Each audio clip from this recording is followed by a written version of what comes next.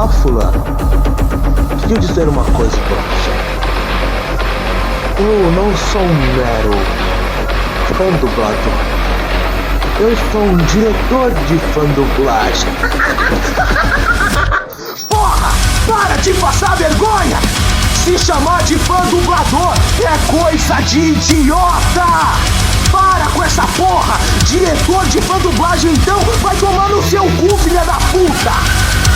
Caralho!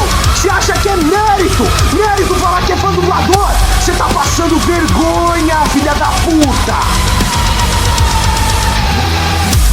Retardado mental! Para com isso! Eu sou fã dublador.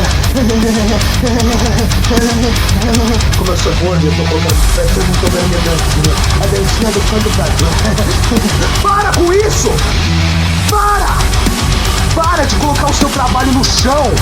Fandub não é vista com bons olhos no mercado profissional de dublagem. Para de ficar falando Fandub nada!